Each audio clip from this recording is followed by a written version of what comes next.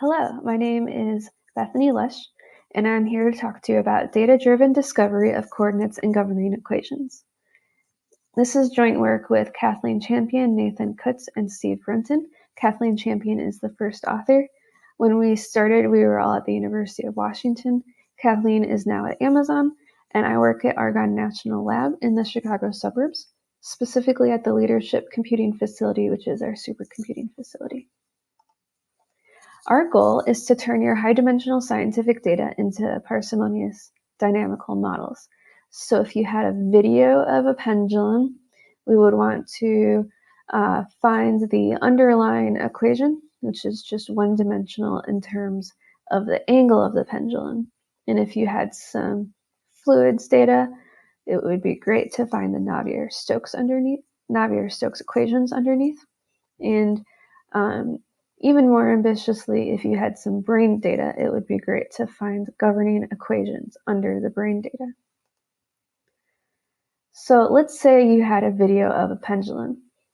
It would be in terms of pixels, which is a very high-dimensional space, but we know that underneath you can have a simple equation in terms of just the angle with just two terms. So we want to turn your high-dimensional dynamical data into low-dimensional parsimonious dynamical models. Parsimonious meaning not very many terms. In order to do that, we need to identify coordinates and parsimonious dynamics in terms of those coordinates. And our approach is to simultaneously use an autoencoder to identify the coordinates and the Pde method to model the dynamics. Why do we want to learn dynamical models? Well, you might have lots of data, but lack simple models to describe what's happening. If you could learn governing equations, they would generalize well. Once you have governing equations, like in ODEs, you could apply your classic dynamical systems theory and analysis. Simple models would also be faster to simulate than complex models. And we would love to be able to understand underlying processes, so being able to use machine learning for scientific insight. And why do we want to learn new coordinates? Well, if you learn equations in terms of your original high-dimensional space, they would be complicated. And even if your data is already low-dimensional, like you measured your pendulum in terms of XY coordinates, the equations could still be unnecessarily complicated. So if you write down the pendulum equations in terms of x and y, they're very complicated. You don't really want to use them. It's much nicer if you figure out that you can write the pendulum in terms of its angle. We want to jointly learn new coordinates and dynamical models because there are lots of possible coordinates or different ways to do dimensionality reduction on the same data set, but they might not give you simple equations. So if you just did PCA and then tried to learn equations, the equations might be more complicated than necessary. And I mentioned that to learn the dynamics, we use the Pde method. So I'll explain the Pde method. Pde is short for sparse identification of nonlinear dynamics. And it's from a 2016 PNAS paper by Steve Brunton, Josh Proctor, and Nathan Kutz. They said, let's start with some time series data x that is from some unknown nonlinear dynamics. For example, it could be data from the Lorentz system. So if you're not familiar with Lorentz, it's a system of these three ODEs, and they're popular to study because they exhibit chaos. And what's drawn here is the attractor. So if you simulate the equation for a while, eventually your trajectory starts making this kind of shape. And by chaos, we roughly mean it's very sensitive to your initial conditions. Okay, in the Pde method, first you collect time series data x. Then you collect the derivatives of that data, or if that's not possible, you can estimate them. And they talk about ways to do that in this paper. And we stack up the derivatives in a matrix. Here, the three coordinates are stacked as three columns in this matrix. Then we make a matrix of candidate functions that could be terms in your differential equations that you're discovering. And it's common to use monomial terms. So here we stack up x1, x2, x3 in some monomials up to degree 3.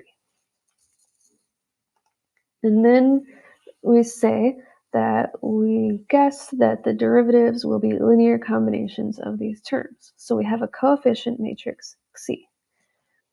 But we want to find sparse coefficients, because if we learned that we needed all the terms in the library, that would be very complicated equations. So we actually want this coefficient matrix to be full of lots of zeros. And here this matrix is colored to know where the 7 terms are that we actually need for the Lorentz system. And at the end, you have identified a system with only a few terms for each coordinate. To solve this, we want to be able to find a coefficient matrix C so that the Cindy model is accurate. It's accurately representing your derivatives. But we also want the coefficient matrix to be sparse, lots of zeros. Now, the zero norm is the number of non-zero entries in a matrix, and that is NP hard. So a common relaxation is to consider the L1 norm instead, which is the sum of absolute values. So one way to solve this problem would be this convex optimization formulation, where we're trying to minimize the accuracy plus the L1 norm, weighted by this parameter lambda that is how you want to trade off accuracy and sparsity. And in this paper, they say that in practice, they found it was better to use least squares sequential thresholding. So it's still an algorithm for sparse regression, but instead of minimizing this convex objective directly, they do solve the accuracy part, which is the least squares problem, then threshold small coefficients to 0 and iterate. And there's some follow-up work showing a few different algorithms that you could use to solve this sparse regression problem. The success of the algorithm depends on what measurements or coordinates you chose. So when you're stacking up, say like x1, x2, and so forth in the matrix, you also need high quality data. So if there's too much noise, it's not going to work. And then you also have to choose your library reasonably. If you don't have particular domain knowledge helping you guess, polynomials is probably a good guess, because most differential equations we know are polynomials. And if you're missing an important term, at least you could be learning the Taylor approximation. So if you want to try out the Cindy method, you can collect some time series data. If you don't know the derivatives, you could estimate them and then choose what your library will be of possible terms that you think might be in the differential equations. You can find the original MATLAB code on Nathan Kutz's website, or there's now a Python implementation called PyCindy on GitHub, and it has a few different options for the pieces of the algorithm. So to summarize the initial 2016 paper, you have time series data, you want to learn simple governing equations, you assume there's not going to be a lot of terms in the equations, and you solve this problem using sparse regression.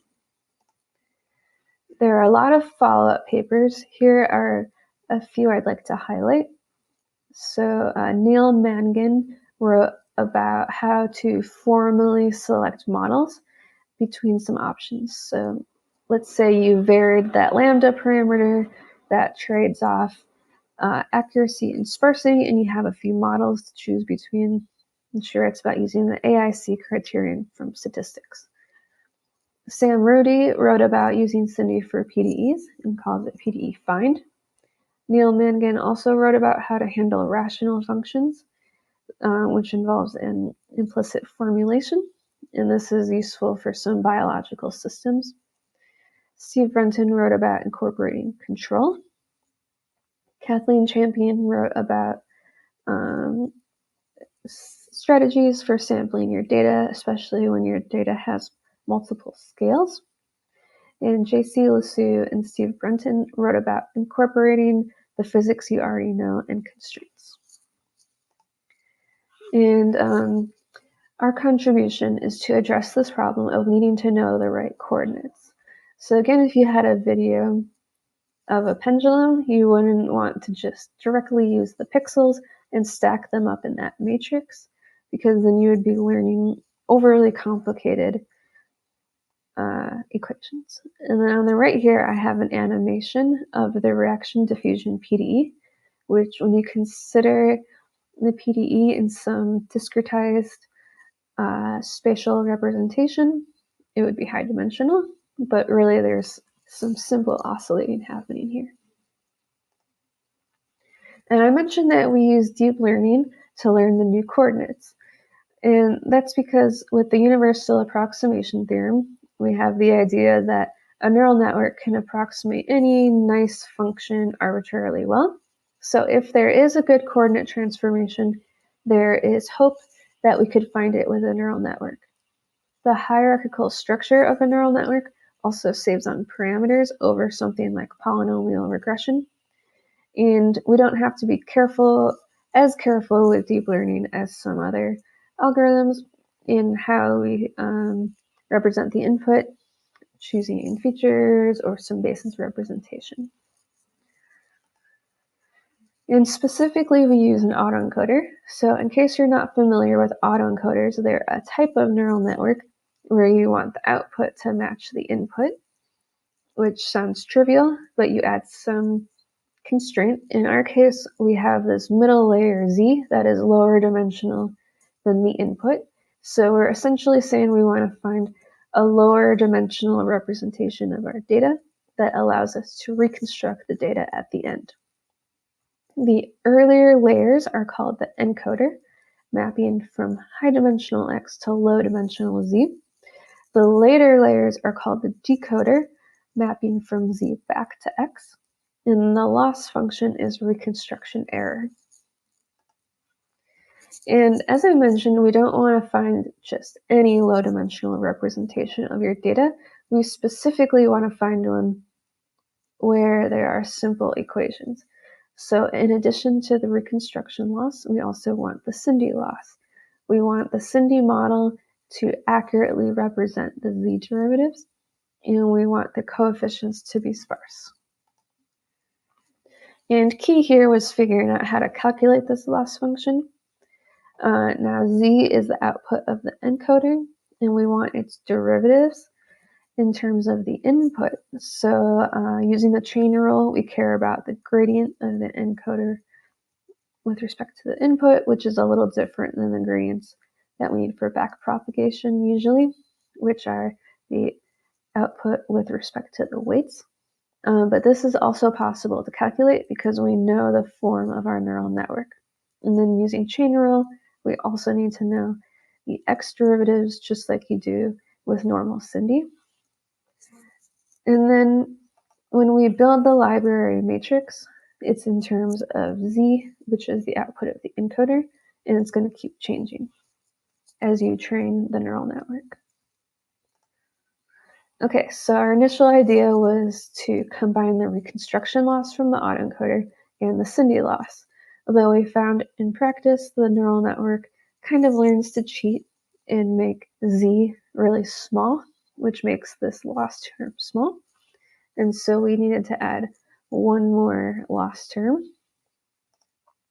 And this is that when we translate back to X hat, which is the reconstruction of X, and take the derivative there, it should match our X derivatives. And so this looks complicated, but it's just, again, applying the chain rule. And this is possible because we know the form of our function. And so now our loss function looks more complicated, but it's the reconstruction loss plus that the Cindy model should be correctly reproducing the X derivatives, and that the Cindy model should be correct in terms of the z derivatives, and then the sparsity part. And here I wrote the sparsity part as the L1 norm, but with just the L1 penalty alone, we get a lot of small entries in the coefficient matrix, but it's not really sparse because they aren't actually zeros. And so just like in the original Cindy paper, we found it helpful to add sequential thresholding. So we included the L1 penalty in the neural network loss function, but periodically throughout the neural network training, we stop and threshold the small entries of the matrix to 0, then do some more training and iterate. And we used a mask to make sure that once we threshold a coefficient to 0, it doesn't come back. Now, in the paper, we demonstrate the method on 3 example systems. So the first is the Lorenz system, which I already introduced to you, but we map it into a higher dimensional space and then try to recover the Lorenz equations. The second is the reaction diffusion Pde, but we want to find a reduced order model, so simple underlying equations.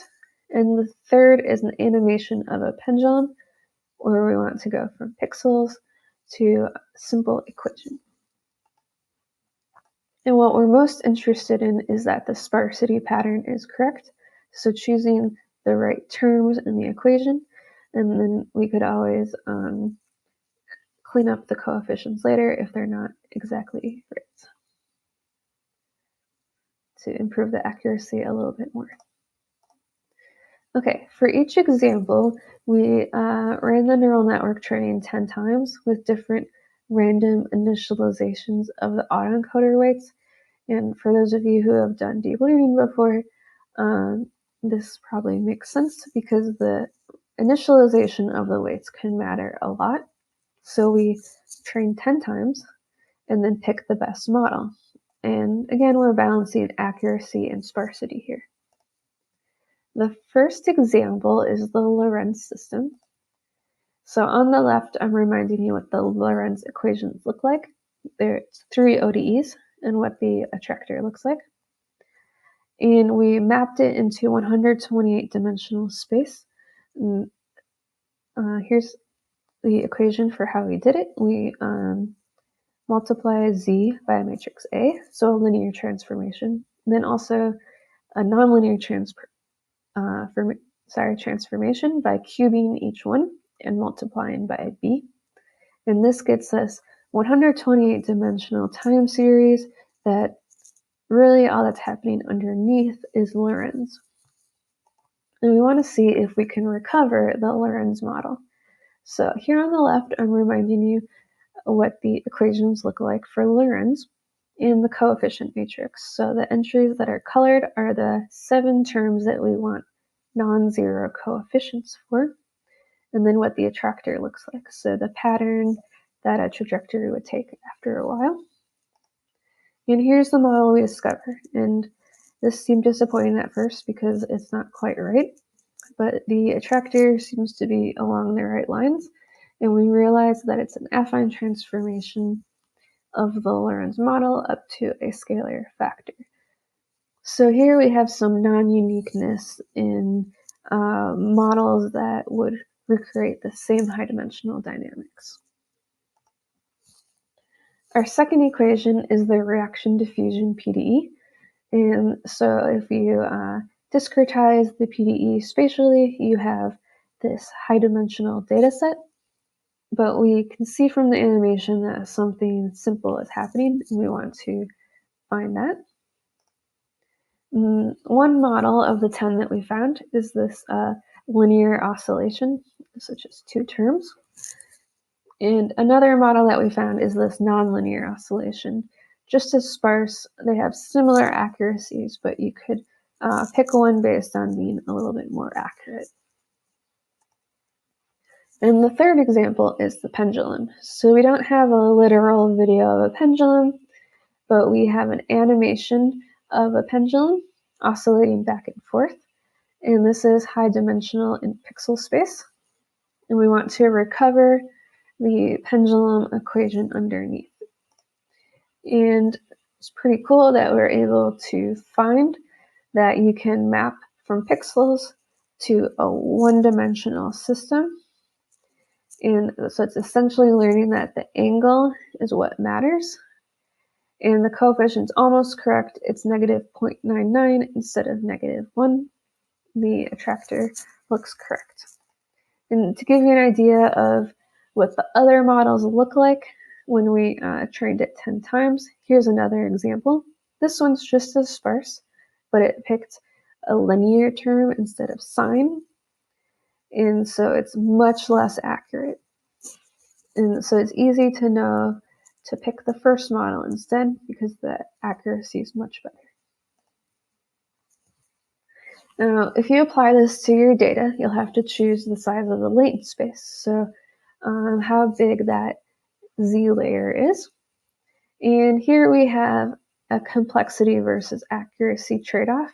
So we want really simple equations, as simple as we can go while being accurate, and that also means as low dimensional as we can be. So you can think of this like a Pareto front, or that elbow method, or if you're used to PCA, you have this similar trade-off with choosing the number of modes.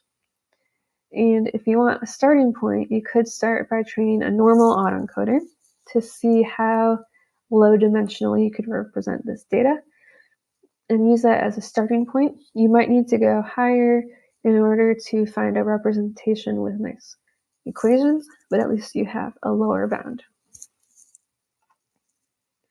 And something I really like about this method is the interpretability. So people often talk about machine learning as black box models in contrast with physical models or white box models. And in this case, we're able to use machine learning in a structured way so that we end up with an interpretable physical model. The autoencoder itself is not interpretable because the same limitations as any neural network, but the equations you discover might generalize. And we show in the paper that if you train the Cindy autoencoder on some data, and then you want to retrain for data, let's say at a different range or with a model parameter changed, you could fix the form of the dynamics in the Cindy model and just retrain the autoencoder.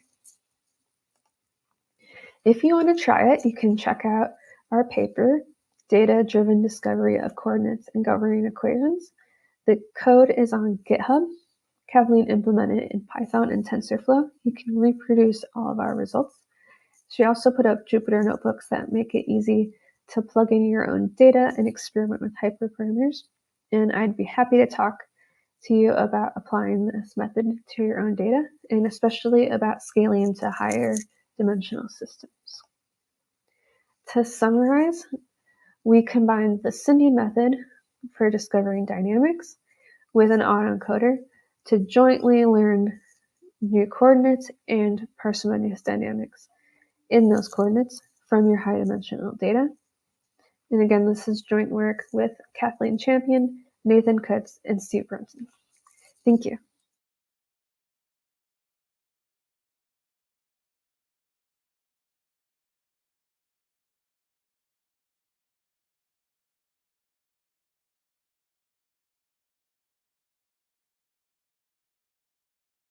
First question is a really great talk from your experience at Argonne National Lab. Can you give us the ML community an idea of types of problems or opportunities for differential models in science?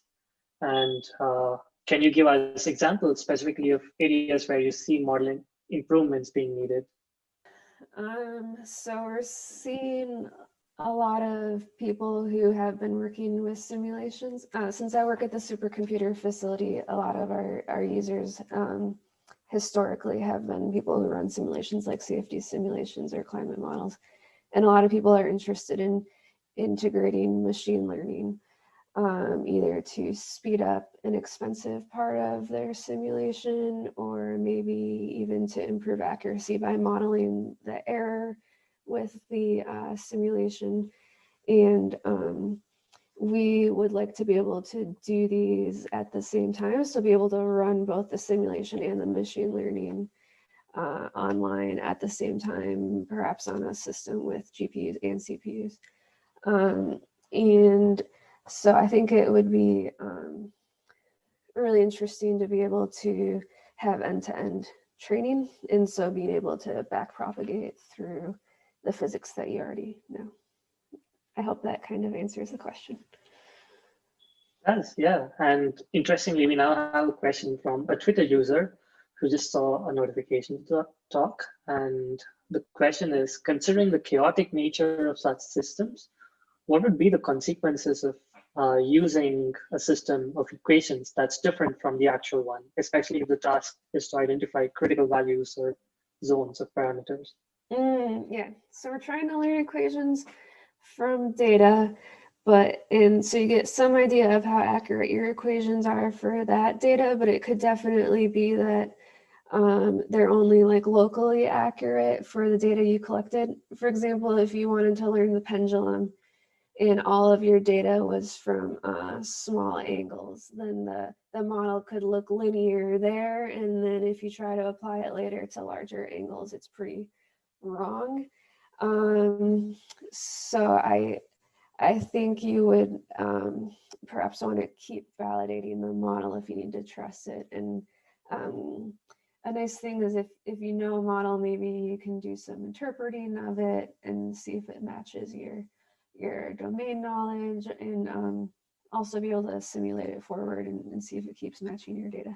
But you could definitely lose the generalizability outside of your data. That sounds good. Like we have a very related question on interpretability. Can you speak on the interpretability of a model and the strength using governing equations for downstream tasks? Like, are they ready for downstream tasks, or do they need more work? Yeah, I guess if you're finding some model that's kind of true to the system, then hopefully you're learning some physics about your system, and hopefully you can use your mathematical knowledge to interpret what the terms mean. And then I could imagine that being helpful for a downstream task, because there's some if it's a true model, then maybe it generalizes well. And I think it would be interesting, if this isn't working, to incorporate the downstream task in a end-to-end fashion. And I think that's a really interesting direction in this community. And I kind of think of this approach as an end-to-end model as well, in that we're not just learning any autoencoder, but one that's for our eventual task. In my case, the task would be learning the equations, but obviously in other tasks, you have something more downstream. Sounds great. Like, I have a quick last question from my side. Most the use cases that you've shown, they seem to be dynamical systems that can be, many times differentiable, like systems that can be expressed using ODEs. But do you have any thoughts on systems that are not necessarily continuous, like, contacts, collisions, and stuff?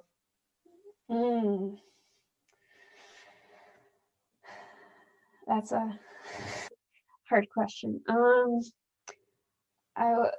wonder if it would be helpful to learn if you had continuous models that are then discontinuously connected. I wonder if it'd be helpful to learn models in different regions that you then have some way to move between, or if you I guess in this case we're kind of embedding this prior that we are going to have nice differential equations. So if you didn't expect that, then maybe we should embed something else in the latent space. Yeah, that sounds really good. So in the interest of time, we're going to pause the Q&A session here, but if anyone has questions on the Rocket Chat, I'm sure you could answer some of them. And we hope to have you in a panel discussion like later this evening. so this is how we're going to run this panel. I would like a quick round of introduction by everybody, and then just say your name. And then what I'm going to do is I'm going to come back to each one of you, have you give an open remark on what do you think differentiability is useful and why not the alternatives such as just simply computing the gradients. Okay. All right. So everybody knows who's who.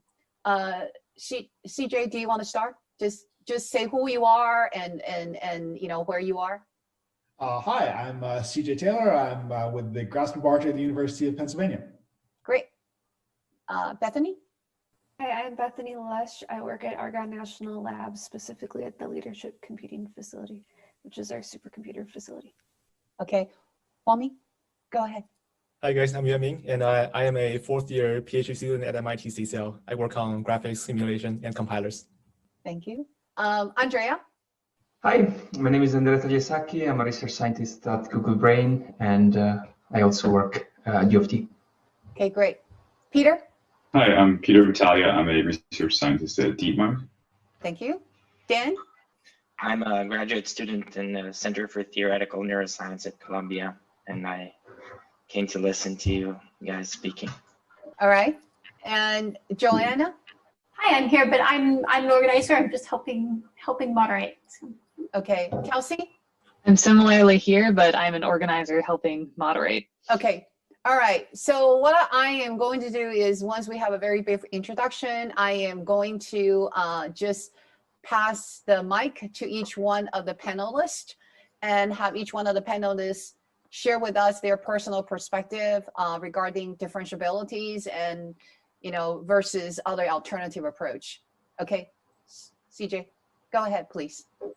Okay, wonderful. So I guess what I'll do is actually echo a point that I heard in your talk, because it resonated with me. As at Grasp Laboratory here, we work a lot on robots, actually stuff at the intersection of computer vision and robotics and the like. So this concept of being able to build differentiable models to help us model actual robotic systems that we have. So for instance, you know, these legged systems that are walking around in extremely complicated environments where we don't have wonderful models to begin with. I think it opens up the opportunity for us to both learn models that are have better predictive properties, but also allow us to get at control, which is what we really want to do. Is how do we have really performant systems that work in a lot of these environments where our existing models are, quite frankly, at this point, less than adequate. Thank you, CJ. That's a very brief introduction of your perspective. Okay. I figure there's a lot of people. All right, Bethany, would you like to say a few words regarding what your perspective on differentiability and why it is useful, and you know, what's your view on what's your perspective on sort of compare that to alternatives? Sure. So my background is applied math, and I've been working on machine learning for dynamical systems and more recently a little bit of fluids. And I have not done any vision, just to be clear, but I am learning a lot from you, the rest of you today. And I really like the idea of being able to integrate your physics simulation with your machine learning as an end-to-end pipeline. And I've definitely had personal experience with estimating gradients directly from noisy data can really amplify noise. So it's great if you can analytically compute gradients. And something I'm thinking about today is that our supercomputers, we have computers coming that are going to be primarily GPUs, and I'm wondering if differentiable physics approaches to simulations could take advantage of the GPUs. I think so. I think it can. And that's definitely another direction that we can move toward as a community. Okay, Wang Ming, would you like to go ahead and say a few words? Sure, yeah. So first I would like to answer Bethany's question. So can differential physics leverage GPUs? If the answer is yes, we do have a Tai Chi system that can generate code for both CPU and GPU system. And you write the code in Python, the compiler will generate GPU code for you. So it's an easy way to somehow leverage GPU resources nowadays. And my perspective on differential physics is that, first of all, I really like it. And we have C for certain problems. by utilizing the analytical gradients, the optimization will just run ridiculously fast. And compared to reinforcement learning, we have clearly very, very huge advantage here regarding exploitation of existing strategy. But there is one thing that I want to highlight, which is according to our experiment, we do find that differential physics tend to get trapped in local minimum just because now we have much more accurate gradients. And if the real gradient is 0, then it's 0, which means you're not making any progress there. So that's one thing. And the other thing I think differential physics can actually help us solve is on more the connecting virtual and reality world side, because nowadays a lot of people, especially robotics people, are really, really interested in how to reduce the sim to real gap. And apparently differential physics allows us to somehow combine the real world data from the real world experiments with the simulation data. And by doing this kind of optimization, we can do hybrid simulators that can close the sim to real gap. That's my humble point. Great perspective. Thank you. Leon, are you there? Yeah, great. Okay, we got you. I am here, but I'm meant to be just an organizer. I still have my own opinions about these things, but I would prefer to just maintain my impartial organizer status. If that's okay. Okay. Actually, talking about organizer, I forgot to introduce one person, but I think that person doesn't need introduction, and that's Krishna. Everybody say hi to Krishna. Okay. All right. Thank you, Leon. Okay. Actually, you know what? If you are here, you cannot escape. We are going to come back to both of our organizers to ask them for their opinion at the end of this. but we will reserve the space for them at the very end, the honorary position. All right. Peter? Yeah, thanks. Yeah, so I mean, I guess I would say that you know, optimization is it's some kind of search process, and differentiability offers really efficient ways of you know, can drive algorithms that are very efficient at searching. And so again, I think that's underneath a lot of what, you know, the benefits of, you know, say even just training neural networks with backprop rather than some kind of like reinforced algorithm, right? This is the root of that. But another thing that I talked about in my talk that I think is an important thing that we can sort of exploit about differentiability and auto differentiation is like I was showing a few projects where we're taking physical relations from physics that sort of relate, say, like the partial derivatives over spatial quantities to the time derivatives, and we can sort of efficiently calculate gradients using JAX or TensorFlow or whatever, and then and put those inside our model, so we can sort of exploit these inductive biases from physics very easily with a few lines of code, and then we can do things like Hamiltonian mechanics to sort of build that into our model. And get all sorts of energy conservation and different types of generalization that we're interested in. And just the last thing I wanted to say, addressing what Yuan Ming said about the sharp gradients, I think that an interesting direction we should be thinking more about, and I mean, some people are thinking about this, I think, and thought about this for a while, but yeah, like these really accurate models with these kind of like very detailed gradients, if we're trying to optimize something, that's not actually what we want to optimize. What we want to optimize is a convex function that happens to have the same global minimum as that function, right? So I think that thinking about how to, take very accurate forward models, or maybe even knowledge of the gradients of those, and come up with other models that are going to support even more efficient search could be, very good for us in the future. So that's all I would say. Thanks. Thank you, Peter. That's really interesting thoughts. Next, I think I'm going to go to Andrea. Yes, can you hear me? Yes, go ahead, yes. Please. I guess my perspective is a bit different. It's less from the physics side and more from the robust computer vision side, where I both work with estimating noisy gradients from data, as well as more analytical gradients from whatever forward process you have.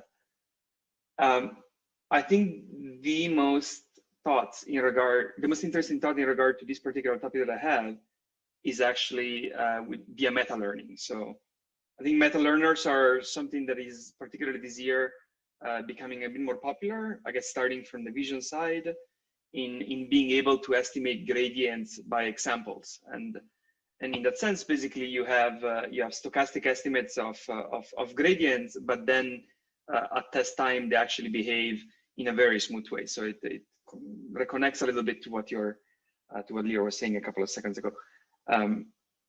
So that's what I think is an extremely interesting part. Is like there is this divide where you could do it by full differentiability or just gradients, but it's actually not true. There is a continuum in between the two different domains, at least in my side of the problems. But interesting perspective as well. Great. So Georgia, would you like to say a few words? Actually, we missed your introduction, so please, state your name and your current affiliations, and then your perspective. Sure. Yes. First of all, thank you for inviting me, and hi to everybody else.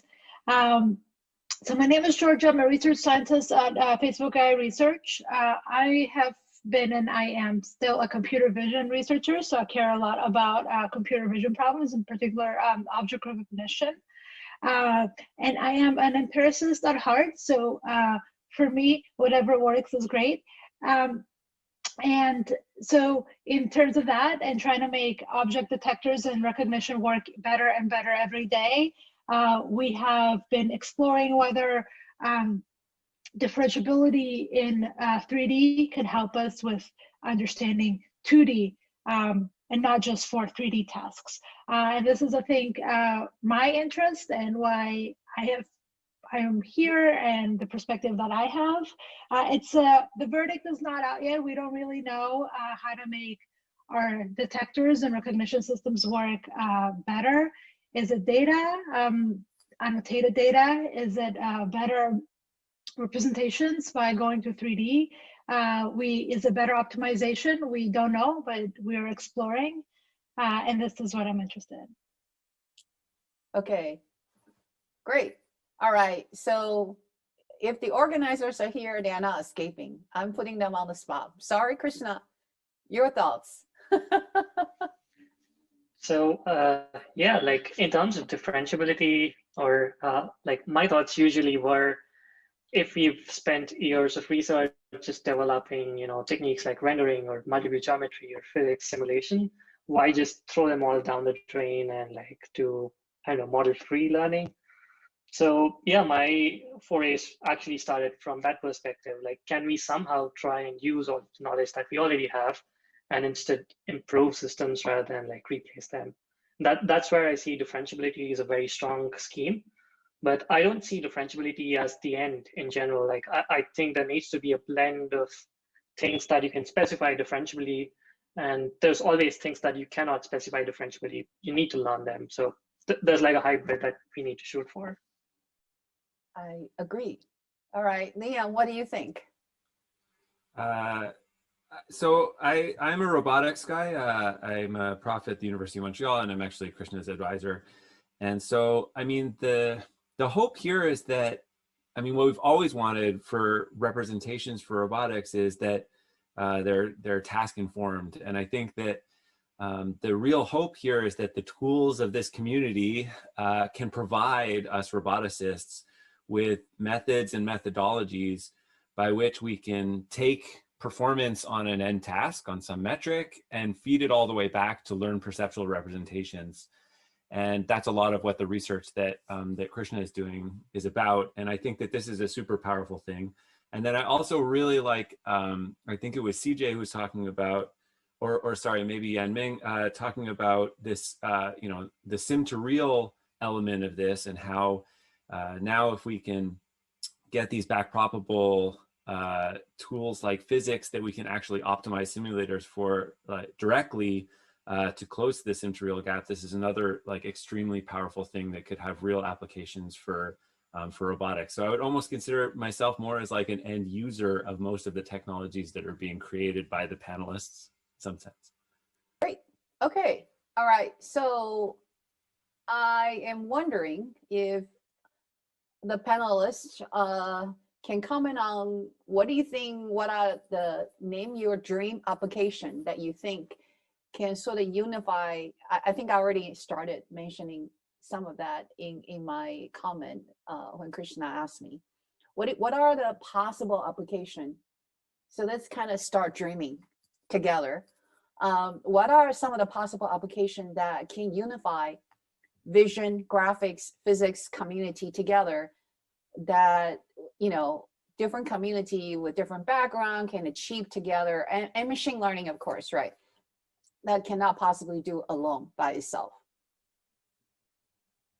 So what are some of the dream possibility and application that you can think of?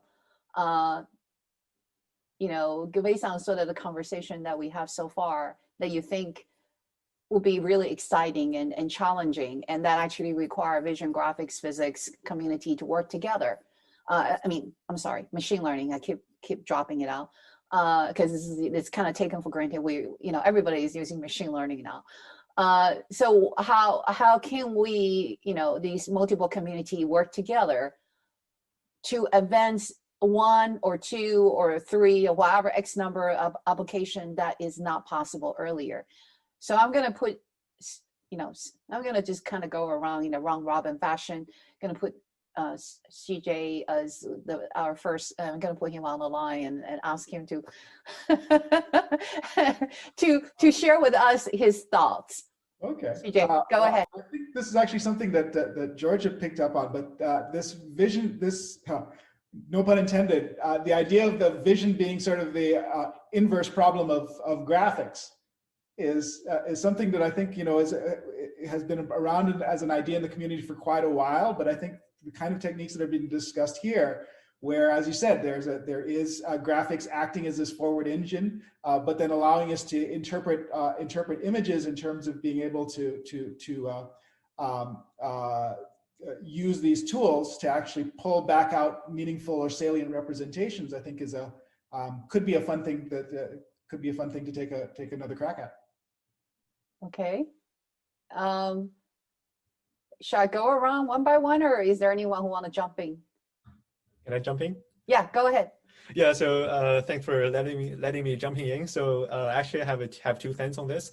I still believe that robotics application will be a really, really great application of what we have developed here, including differential vision, graphics, and differential physics, because I think nowadays a lot of robotic applications are still based on traditional control methods, and apparently, as we have shown in our recent work in differential physics, we can already just use brute force gradient descent to, on one hand, first make robotics training much faster, because now using gradient descent, it converges 1 or 2 orders magnitude faster than reinforcement learning. And secondly, I do believe that somehow closing the sim-to-raw gap can be one very meaningful application of differential physics, because there are just so many ways to inject errors in physical simulators. It could be one model that doesn't really reflect the reality. It could be one wrong physical parameter that is system identification. It could be something numerical errors where a deep neural network can actually correct. So I think those 2 topics, like accelerating learning and closing sim-to-raw gap, are what differential programming is really good at. And I think both of them have great applications in robotics. That's my 2 cents. Great. All right. Anyone else want to jump in next? I'll say something. Okay, go ahead. Go ahead, Peter. So I think the most important problem in AI is construction or tool synthesis. I think partially is because I might be biased, but I think this is also one of the most important parts of human intelligence. I think it's sort of what, in some sense, distinguishes us from other forms of intelligence. And I think that when we try to attack the problem, we start to think about what does it take to build some building, or even just like fix something that's broken in our house. You're immediately faced with this enormous search space. And so the question is, like, physics is a small set of rules, and it can give rise to a tremendous amount of, it can be realized in infinity of sort of, different scenes and different scenarios.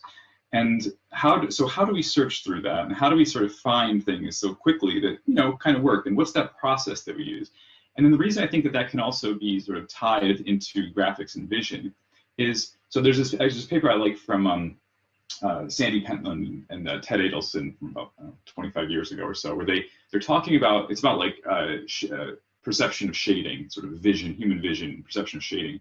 And they talk about this workshop metaphor. And the idea is like, how would you build, it's like this very generative approach to vision. So like the inverse graphics thing that was mentioned a minute ago, like how would you build this scene out of components? Like how would I build this scene out of, you know, I have a phone here and I have like a book over here. So in some sense, it really is also a construction process, even to form an interpretation of what's around you.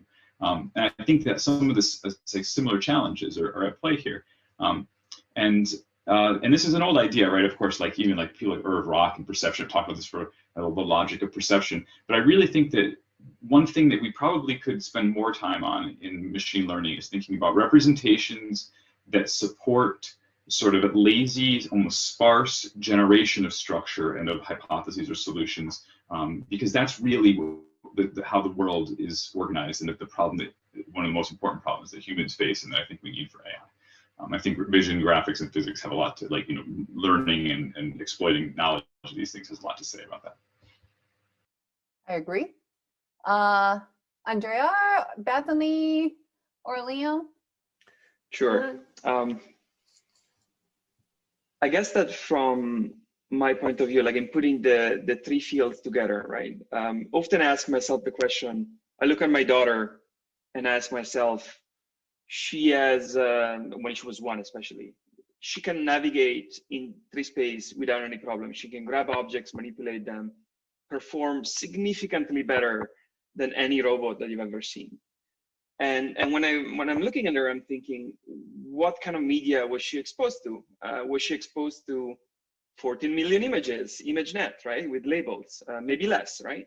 But then you might ask yourself the question is like, what if you have a child that doesn't have verbal communication, like an autistic child, right? Will they be enabled then to operate in 3 space? I'm not an expert in this area, but my gut feeling is that that would be uncorrelated from the ability to perceive and operate in 3 space. And therefore the question becomes, what are we allowed to provide neural networks as inductive bias to actually learn what the world looks like? And the more and more I think about it, the more and more I'm convinced that the only inductive bias that you're allowed to use is physics. And this comes in the form of either simulation, because, you know, these are the laws of the universe, right? You know that they are valid. You know that whatever you're doing, as far as you're introducing them, they cannot be violated because they're just there. And if you look at some of the progress that has happened over the last year, some of the biggest advances in differentiable rendering, what have they done? They have just respected physics, right? They have respected, for example, modeling of transparent media. That was scene representation network and neural volumes, and then NERF. They did exactly that. They've done modeling of light scattering events with light fields in NERF. Like, and I find this pretty inspiring. And I think a lot of my agenda right now is like, okay, this is the only, if we're to build the computer vision and the differentiable physics of the future, this is the only thing that I'm allowed to use, and everything else is just cheating. And it might be okay for the time being, because you might still build products and companies and applications, but it's still cheating. It's like you're allowed only to give a network what a 2-year-old or a 1-year-old has access to. Okay. All right. Georgia, or actually Bethany? I think Bethany want to say something when Andrew. I'm curious if vision can be helpful in climate modeling or weather or other environmental problems if we have satellite imagery to augment incomplete physical models. And something I'm curious about, but I am not knowledgeable of the available imagery data sets. I would imagine so.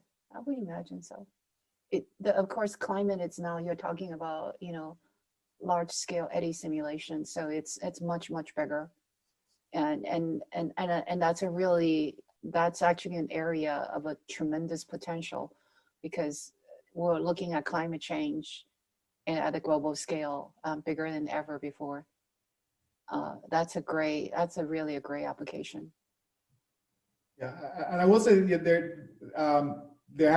I'm aware of early work that's been done, for instance, in looking at satellite imagery to try to estimate fluid flows and the like, but I can certainly see an application for marrying this with a physical model underneath it to help us do a better job of interpreting that kind of data. I think that would be a very profitable line of research. Yeah, yeah, and that's really, I mean, that's an area of potential impact at a very large scale. I mean, we're talking about global scale, right? The world scale, and it particularly combined with, like I say, large scale eddy simulation that kind of track how the, you know, the fluid flow of atmospheres and how that would evolve together with just saturated data. And I think that it would be really kind of interesting. I just don't know anybody who's working on that, because this is many of the work in this area, it's mostly done by people who are in academia and industry research labs. I don't know how many, I mean, of course you are, in national lab really are thinking about taking the latest research and really pushing it forward, you know, to solve some of these really important problems at the national and the world scale and the earth scale. So that potentially will be of tremendous impact.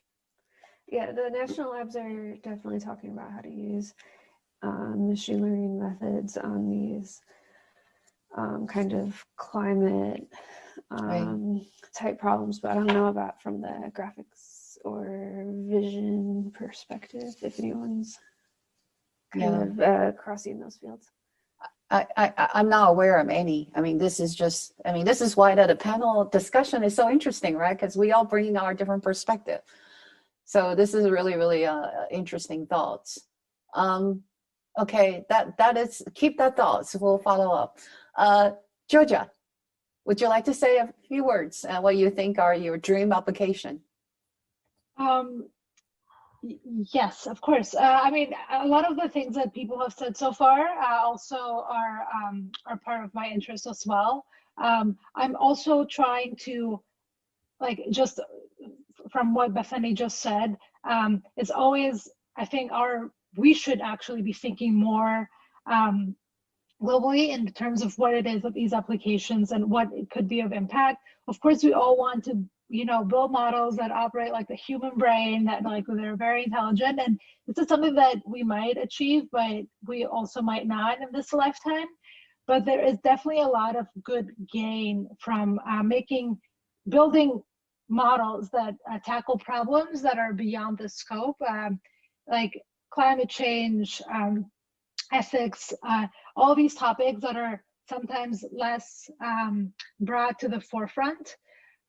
So there's something that I would like to see more of. I would like to see more attention and more examples and more research on these type of problems that affect all of us right now.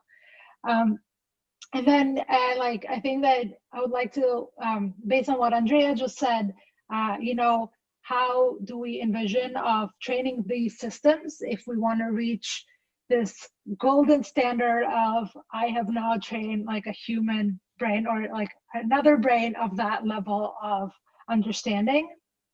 And I'm not settled yet as to what is the right approach, whether we should simulate how humans learn, or whether we can take a just different approach. You know, humans had like billions of years to establish how they learn.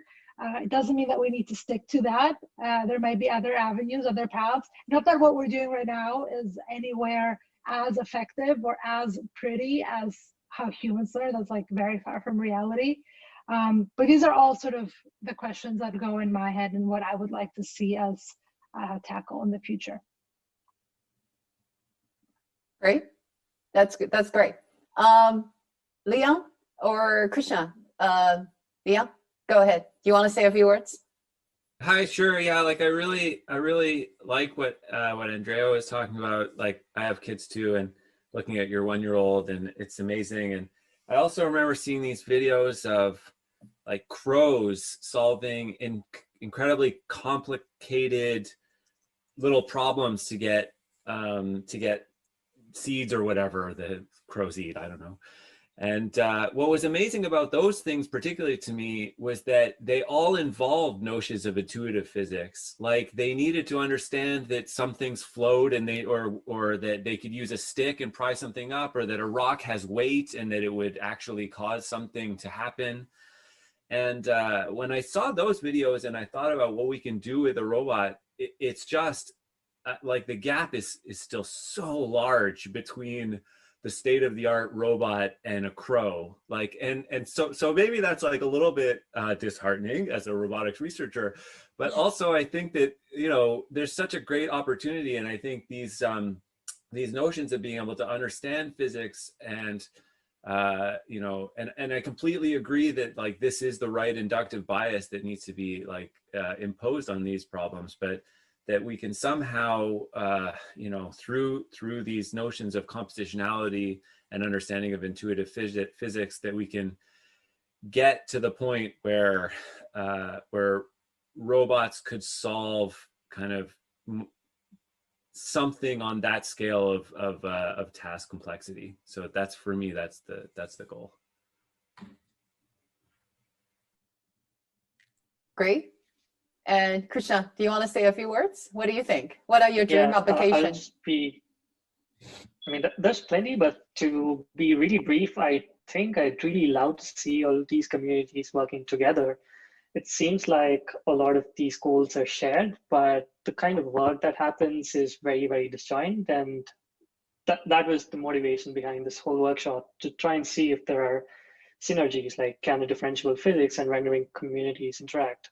We've already started seeing that a bit, and we've also seen synergies between the computer vision and differentiable rendering community. So yeah, I'd like to see all of us working together. Okay, we'll be starting to write joint paper after this, right? Okay, sounds great. Okay, anyone else want to, did I miss anybody who want to say a few words about what are their dream application? Or even audience?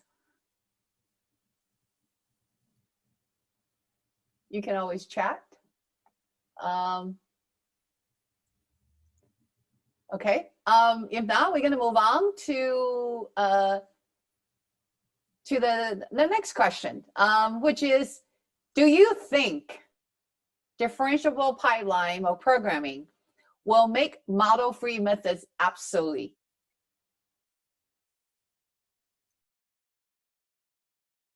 What do you all think? Anyone want to volunteer to jump in? Yep, I can jump in. Okay. I think the current situation is, I think there are two things. The first thing is that building differentiable programming models for everything is not yet possible at this point. And there are still a lot of physical phenomena or whatever process that we are able to simulate forward, but back propagating can be very, very tricky. So that's my point one. And my point two is that actually, okay, I think I forgot my point two. Okay, so I'll jump in again when I come up with my point two. Okay. Okay, we'll come back to you. All right, CJ. I guess I have something that's hopefully at least tangentially related. I want, this is in reaction a bit to a point that Yuan Ming made that I really agree with, that conquering the sim to real gap is of course a primary challenge. But the other thing I would point out is that the robot that you train for is always different from the robot that you go to the field with.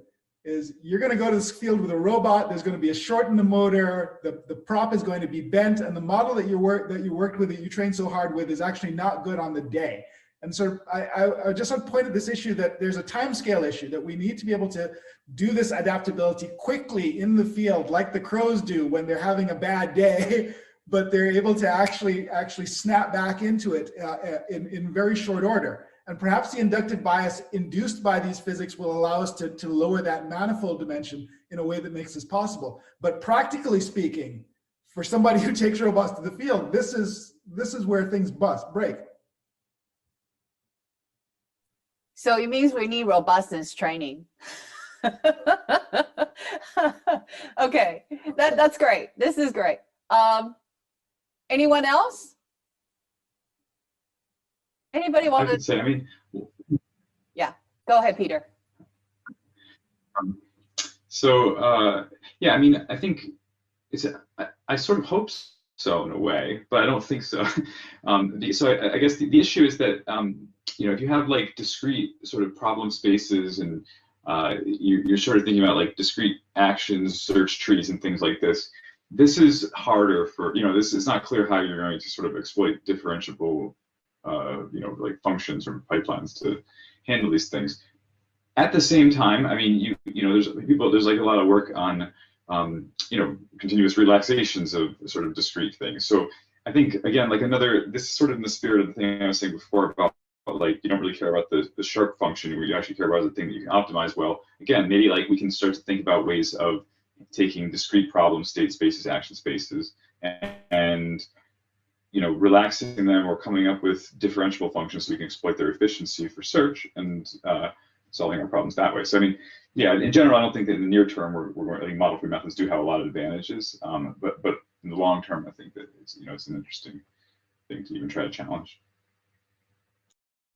I would agree, but I would love to hear anyone else who have different opinion or even similar thoughts, but they may want to add comments on top of what Peter has said. Andrea? I think you want to say something. Yes, go ahead. I don't necessarily want to put something on top of what Peter said, but if you look at the way in which people have been looking at differentiable vision and graphics from the image generation point of view, right? What has it been now? 5 years, ballpark, between the first application of deep learning to a parameterized version of something that you can render. And as of this year, we are model free, right? So we still have a model, but this model can be learned in a way that is completely oblivious to what you're actually representing. It has full representation power, and it doesn't matter what you're looking at. It's still going to be able to do it up to a certain precision, right? So I think that if I were to ask something from the people working on differentiable physics, would be, if it was me working, I do have a bit of background in physics, but very little. But if it was me, I would ask myself, is like, okay, can I take everything that I know from physics, like stress tensors, and can I take deformation gradients, and can I take Newtonian dynamics, and can I now apply to a representation that can be learned completely from scratch without relying on any instantiation of topology, of dynamics, or anything? It's just like, you give it examples, and then it just picks it up. And as far as you've exposed it to enough examples, it will be picked up. So essentially the same thing that happened to graphics and vision over the last 2 years. Yes, 2.5 years, according to when you count. But and I've never seen anything like that. Like we know that these perceptron actually represent surfaces, but do we have a model for the formation of a surface that is actually not represented by a mesh or a voxel grid? No, we don't. I think that's a super interesting direction where I will be thrilled to see some progress. Interesting thoughts. Very, very. It's very. I would agree as well.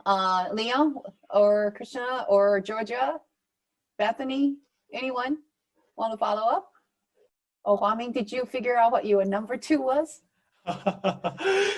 So I totally forget my point 2, but probably I can talk a little bit of my point 3.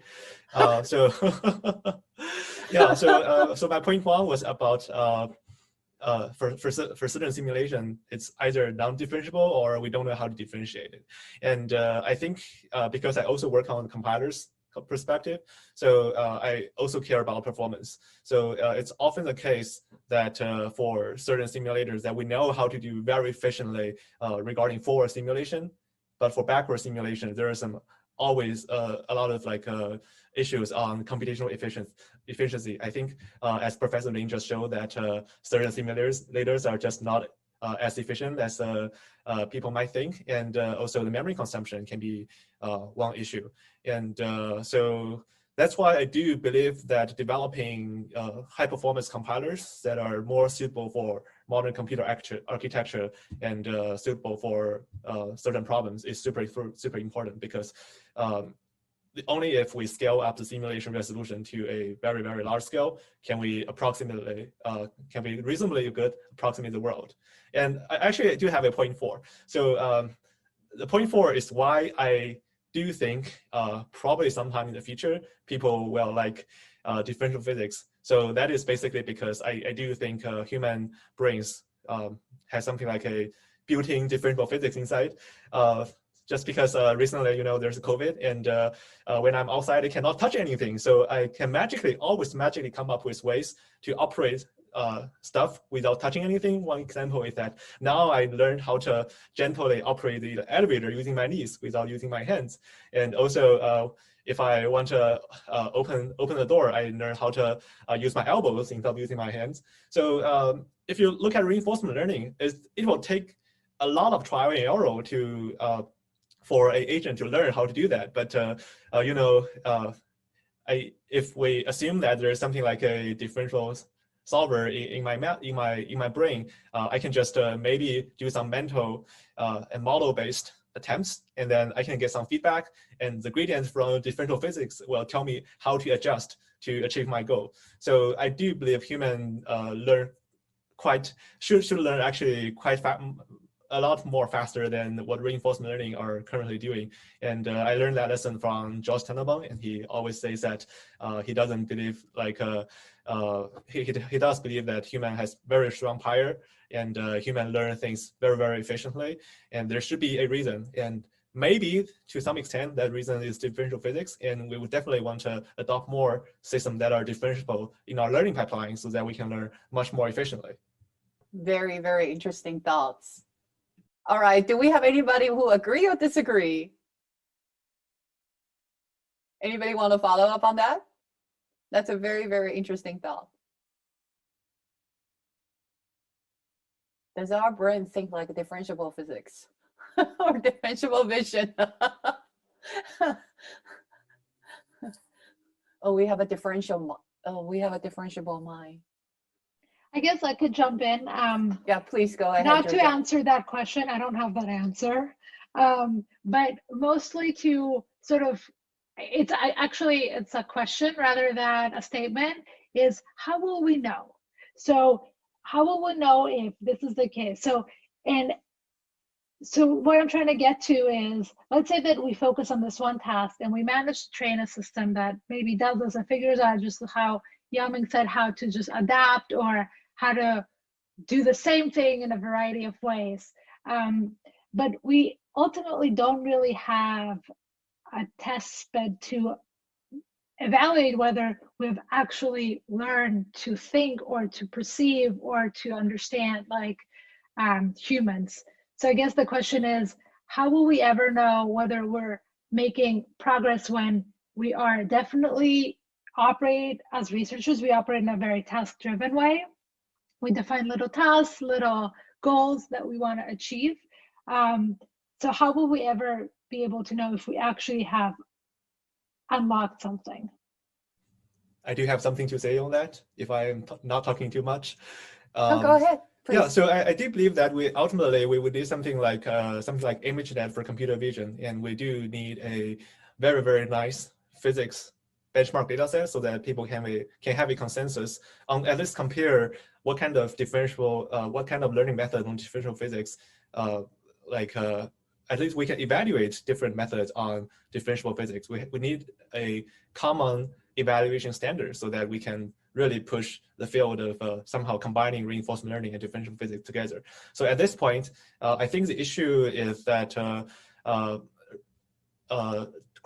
differential physics are still somehow maybe mostly in the graphics and physical simulation community, and this is kind of a little bit of isolated from people who are really doing learning and robotics. And I do think that's why we need to gather here to talk about future solutions. So I think we really need to make the existing differential physics systems easy to use and easy to benchmark. So that's one very important thing. I do think that the birth of ImageNet as a common standard for evaluating different deep learning system has drastically pushed forward the recent advances of deep learning. Like without a common consensus of which method is better, we cannot push things forward. We do need a good evaluation thing. And currently the issue is we haven't built that common standard yet. And I do look forward something like the ImageNet, something that corresponds to ImageNet, to appear in the field of differential physics. That's definitely a really interesting thoughts, and I would argue the same probably would apply to even robotics, where RL has been used extensively.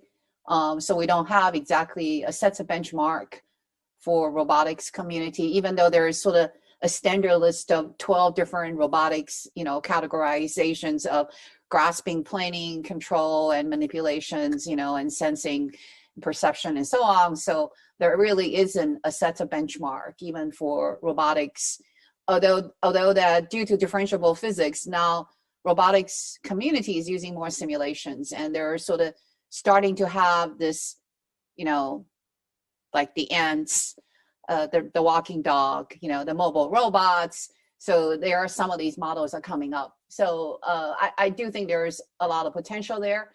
And vision, it's sort of tying currently to ImageNet, but in the real 3D world where you really need 3D vision, ImageNet is still inadequate, right? Because the 3D world is much bigger than what ImageNet has captured. But that's really a tremendous it comments that I think that we do need some sort of benchmark in every single community, and that's definitely worthwhile to sort of explore. Now, do we have anyone else that want to comment on whether we think that differentiable pipeline is going to make model-free methods? Absolutely. I think there is some sort of consensus here. The question, it seems like the answer is no, predominantly. Am I correct? Or do we have somebody who want to argue otherwise? No. We are going to make the differentiable pipeline is going to make model-free methods. Absolutely. I haven't heard that yet. Okay. If not, we're going to move forward and say, how do you see differentiable method being used and applied in the wild?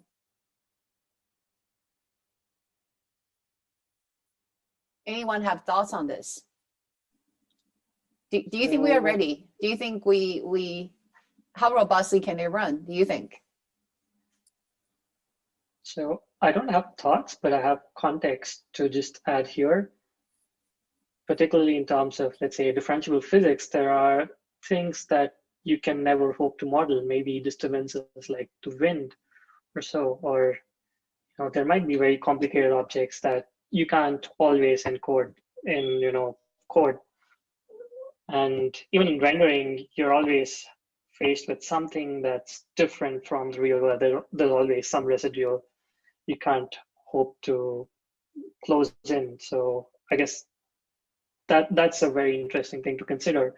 Like, do we want these systems to run ready, in the wild on real data, or do we look at other midterm transfer solutions, like you train in simulation and then try simple real transfer?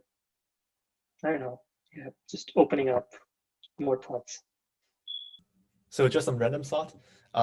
So maybe surprisingly, I have to say, in many fields, even for physics, simulators are not accurate enough.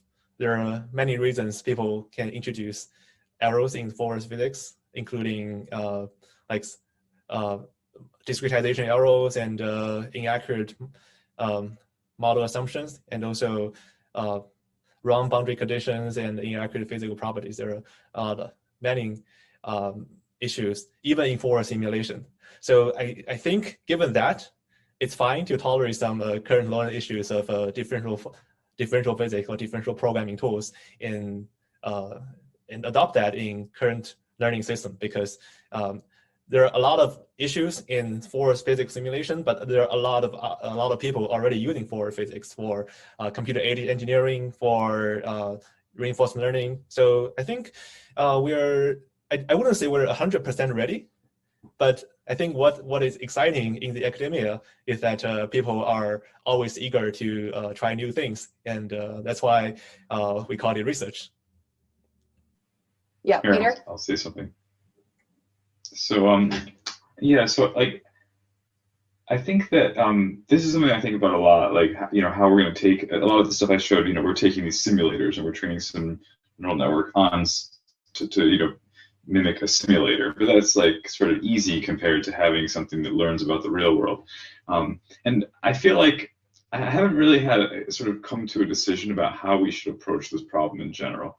So one thing I've been thinking recently, though, is like, so I think just to say, like, as background, I think a lot of times, like, for a while, I think, like, how do we turn the world, you know, what we perceive with our eyes into objects and, you know, different things that you actually find inside a physics engine, because that's what we need our models to do. And the more lately, I've been thinking something different a little bit. That instead of thinking about it like as like it's just a series of representation transformations. So we have like whatever our sensors are collect some image, you know, grid, like maybe a regular grid of little pixels, whatever, volumetric data, whatever it is. And the question is really just how do we stage, like how do we, you know, have a stage of transformations into representations that we want. And what I mean by want is like the thing that's going to help with our downstream tasks, like was discussed before, or like be efficient computation or efficiently learnable. So I think that I'm really starting to think about kind of like you know, resource rational or kind of like, you know, economically rational you know, way of thinking about how we can just go right from the sensory data all the way through representation and really try to bring in cost of computation, cost of learning, and the cost of whatever your, you know, task cost is. And the last thing I'll sort of say on this is, I think it's kind of interesting to think about what scientists do. So like a physicist has a model of, you know, the universe or something, and or you know, at any scale, you know, a model of water and particles and things like this. So like there's not actually, you know, atoms. Like this is just a representation that's very convenient for us to compute, and it like solves lots of problems, and we can kind of like extrapolate really, really well. So I think it's kind of interesting to just think about the different trade-offs through science and the models that are very prominent and effective and powerful, why those trade-offs were made, and, you know, from that sort of get ideas about how we can start to structure our kind of like, again, economically rational choice of representations, computations, where we're going to take our observations, you know, of the world and turn those into models. So it's really sort of the same thing. That's all. I think that's really that's correct, and I think the parallel analogy is probably like autonomous driving, right? We are putting these neural network trained learning to drive module on the street, dealing with the real world, and most of these scenarios are all capturing the very clean data using very clean model, and now it has to be tested on a while. And so I don't think, you know, it will take a lot of learning, but I do think that this is really sort of very interesting things for us to kind of think about in terms of a sort of building on top of what you learn, and your model doesn't have to be perfect. It learns to improve itself through the process. Do we have anyone else who want to comment on this? Sure, maybe I'll say a few words. So I mean, I think so the question was like, is this ready for the wild? And I mean, there are some things that are already out in the wild, and they involve differentiation. But I guess what we're talking about is like adaptive models that are learning intuitive physics, and can we put those things out in the wild? And I mean, I think for a safety critical application like autonomous driving, the answer is like a resounding no. We're not there. And I mean, I think that the state of the art in autonomous driving is like, yeah, there might be some neural networks in there, but they're put in these nice cages where they can't do a lot of harm to the things around them. And, you know, I don't know, you know, I don't pretend to be like an expert on what every single player in the autonomous driving industry is doing, but not very many of them, you know, actually that I know of have like learning systems that are actually controlling the actuation directly. Like the thing that is very commonplace now is to have like a learning system that's doing some perception, and I think that part is like, you know, relatively solved. But the people who are doing like RL for autonomous driving, or, you know, any kind of model that's a learning based paradigm that's actually being handed the keys to, like, pardon the pun, to like actually push the pedals and turn the steering wheel, like those are extremely rare. We're still using our traditional good old-fashioned engineering and models for those pieces. And I don't know when the tide will turn or if it will turn. My sense is that the way that this is likely to go is that we want to build on a strong scaffolding of things that we know to be true, and that we can write down like theoretical principles about and guarantees. And then the adaptive part is like the sprinkling that goes on outside of that scaffolding. I think that's kind of a more promising direction. Particularly for like safety critical systems. When you take out the like safety critical nature, you can sort of do whatever you want, and then you can like throw any kind of crazy neural network solution at your thing and see if it works or not. But for safety critical stuff, like it's going to be, I think, a really hard battle, and a long time before we see like these kind of models actually in charge, where they can affect like real people's lives. I will totally agree with you. Putting into the wild doesn't mean that we're going to put everything into the wild, but it can be used on some application. Definitely safety critical. No, even autonomous driving, it's not approved in California yet, right? Even though we have all these autonomous driving cars. It's largely, I think I heard it's on a fairly constrained environment. It has the potential. Okay, anyone wants to comment on it? CJ, you are muted. I think Liam raised an excellent point. And I'm wondering if that then means that looking at systems that would work with the wealth of information we have from control theory, where we do have guarantees and we can make bounded assumptions where the learned aspects are allowed to operate, but within a band that we know is safe based on analysis. Might be a profitable way for us to move forward on this. Yeah, there's some really nice work in this area actually by Angela Scholig at the University of Toronto, who does like, is an expert on like control and writes down like her nice little tight, robust like control loop, but then thinks about how to build the learned components that are outside of that.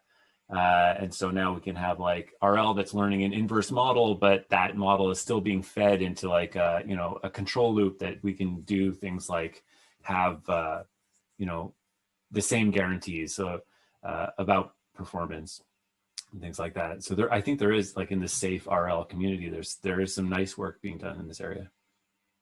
Okay, great. Anyone else want to comment on this? And actually closely tied to that, let's say that we can put some of these systems in the wild. How do you initialize these systems? Much of these, simulator, render, vision algorithm requires some sort of initialization. What are the way to address this issue? How do you initialize these systems? Either in the wild or even in a laboratory environment or control environment or just a simulator. How do we initialize? Do you have these problems? I do actually believe that differential physics can have a little bit of benefit on initializing a experiment, because I do believe system identification would be a very nice application of differential physics. Then you can basically, based on your observation of something like two elastic balls colliding with each other, and then you do a bunch of gradient descent. It's kind of, you can always infer something like the mass ratio between the two balls. And we did have that in the Chen Quinn paper as a motivating example for system identification. So that allows us to actually get a little bit of information from the physical world to the simulating environment by somehow either looking at the physical world or use some sensors to gather some information and then fit a model. So this is actually one area where differential physics would actually has a little bit of advantage. Great, yeah. I think Andrea was going to say something. Yeah, this is a bit on the wild side, though. I put this prefix on it, but it connects to something that Georgia was saying earlier, right? Like humans had a long time to learn how to behave in the environment, and now you can actually even go to the animal world where the claim is not as wild, but there is behavior that animals have that are driven by instinct. And now you have to ask yourself, what is instinct? Because instinct is nature, is not nurture, and therefore is pre-programmed in the brain. So, and this ties to your what initialization you give to the system. So it's not inconceivable that our visual system and our motion control system are somewhat weakly initialized to nudge you in the right direction. I do not know to which degree, but definitely in terms of just behavior, instinct is exactly that, right? Like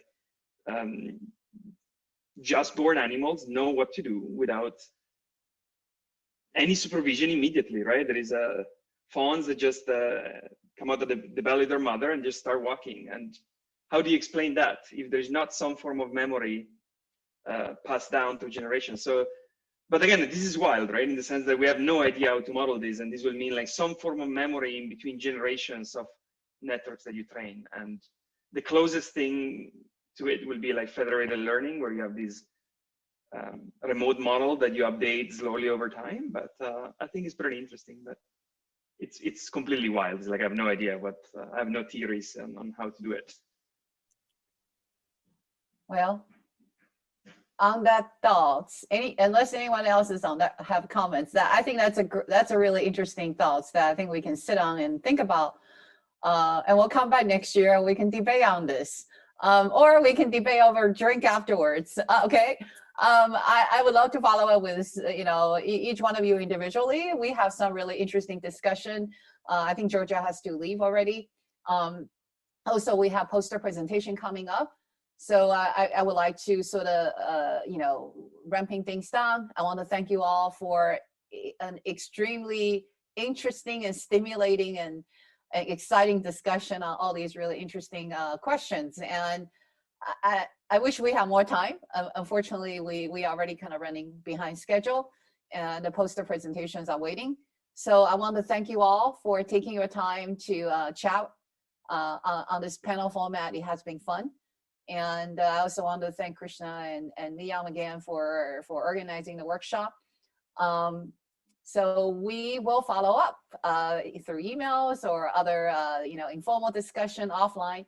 Thank you all for participating in the panel, and thank you all for all your interesting contribution and sharing your thoughts with us in this panel. There's also Joanna and Kelsey, who are real organizers. I didn't really do much. And then there's other organizers who are not even here, like Victoria. Victoria, Kelsey, and Johanna, I think really shout out to them. It is they who did like a ton of the heavy lifting. I was probably just, the face, but they did all the work, and it was really nice trying to put this together, and it was nice to just go through all of your talks and have this panel discussion.